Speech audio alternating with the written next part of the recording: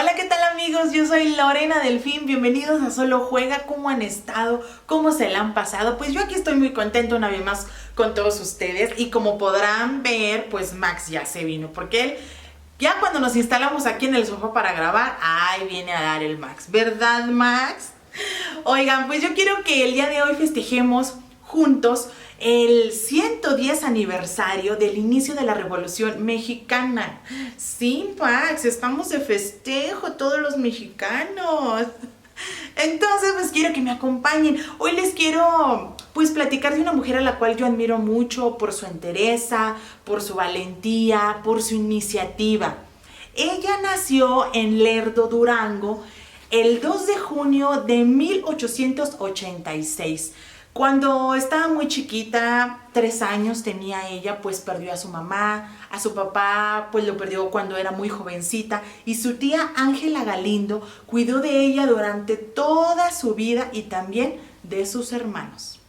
Yo les quiero contar de algo que me enteré, así como se me hizo muy simpático.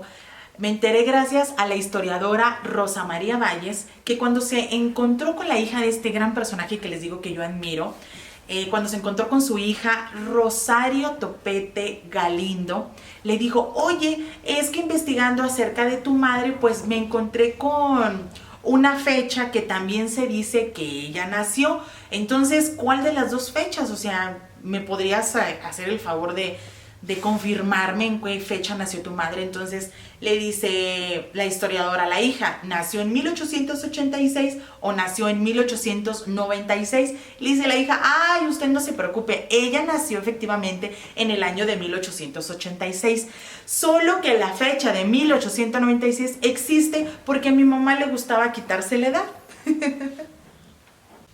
Ella fue primera censora legislativa, primera candidata a diputada, la primera diplomática mexicana, según la doctora Patricia Galeana, fue la que presentó ante el constituyente de 1917 la petición al derecho del voto femenino. A esta joven le tocó presenciar el inicio de la Revolución Mexicana encabezada por Madero en el año de 1910. Hoy les voy a hablar aquí en Solo Juega de Ermila Galindo. ¡Comenzamos! Pues Ermilita, resulta que en Chihuahua ella estudió una carrera muy corta. Y les digo corta por lo siguiente: a ella ya le preocupaba rápido terminar una carrera para poder empezar a trabajar y así ayudar con los gastos en su casa. Entonces, estudió ella inglés, estudió telegrafía, taquigrafía, teneduría de libros, mecanografía y español. Y uno de sus primeros trabajos fue a los 13 años de edad, muy chiquita. Entonces, dentro de esos oficios, dentro de esos primeros trabajos que ella tuvo, pues fue dar clases particulares de español a todos los niños de Lerdo, de Gómez Palacio, también de Torreón, incluyendo colegios. También daba clases en los colegios de Torreón. Y quiero seguir contándoles que en el año de 1909, pues hubo un evento especial. Ermila se había enterado, había escuchado por ahí en las calles que iba a haber un meeting, iba a haber una reunión, que se iba a hablar de Porfirio Díaz, de todas las injusticias, que el pueblo no estaba contento, de todos los desmanes que habían sucedido, y entonces ella decidió ir. Todo estaba controlado. Muchos gobernadores eran amigos de Porfirio Díaz. Y entonces, pues sucedía de que el señor Porfirio se seguía en el cargo y también los gobernadores. Y así la aplicaban con los presidentes municipales. Entonces, el orador que se iba a presentar ese día se llamaba Francisco Ortiz. Martínez Ortiz, Francisco Martínez Ortiz. Y entonces, pues empezó el discurso, la gente presente, Ermila ahí, ya también ahí a pies del escenario. Y entonces, pues ya saben, todo, como les digo, estaba controlado. Termina el orador, baja del escenario y se acerca el presidente municipal. Y le dice: a ver, señor Francisco, venga para acá. Le quita el discurso y se lo rompe. Así es, porque le pareció al presidente municipal un discurso muy fuerte. Entonces, Ermila para eso ya había tomado, miren, todo el discurso en taquigrafía. Y fue así como después ella llegó a su casa, empezó con la máquina, al día siguiente sacó copias y empezó a repartir por toda la población. Todos se enteraron del discurso de Francisco Martínez Ortiz. ¿Y qué creen? Que ahí en el mitin estaba nada más ni nada menos que el hijo de don Benito Juárez, el famoso oaxaqueño. Así es. Y después ya Benito Juárez se dio cuenta pues que Ermila era una mujer movidita, de cambios, valiente, atrevida, de propuesta, y la invitan después ya a participar a los clubes antirreeleccionistas, y ahí es donde Ermila entra al club Abraham González. Primero fue reyista, luego formó parte del equipo de Francisco I. Madero y después se unió y apoyó a Venustiano Carranza. Trabaja como secretaria para el gobierno maderista, fue secretaria particular de Venustiano Carranza. Carranza la nombra su representante para Cuba y Colombia por su capacidad como oradora, y su acceso al poder le permite presentar al Congreso Constituyente de 1916-1917 la propuesta para que se incluyera en la nueva Carta Constitucional los derechos políticos de la mujer. Ermila Galindo decía que la igualdad política debe extenderse a la educación, al trabajo y a las relaciones personales. La historiadora Gabriela Cano asegura que por primera vez en México una mujer contendió a un cargo de elección electoral. Y el 2 de marzo de 1917, Ermila Galindo se lanza como candidata a diputada federal por el Distrito 5 electoral. Algunos allegados a Ermila pues le decían, no, lánzate para el Distrito 8 electoral. Pero ella decía, no, para el Distrito 8 me la ponen bien fácil, no tengo con quién candidatos con los que yo pueda decir, estoy aquí discutiendo, ¿no? El partido. Y decía, no, está, me la ponen muy fácil, no, ni para el arranque. Entonces dijo ella, no, voy por el Distrito 5 electoral. Y así sucedió.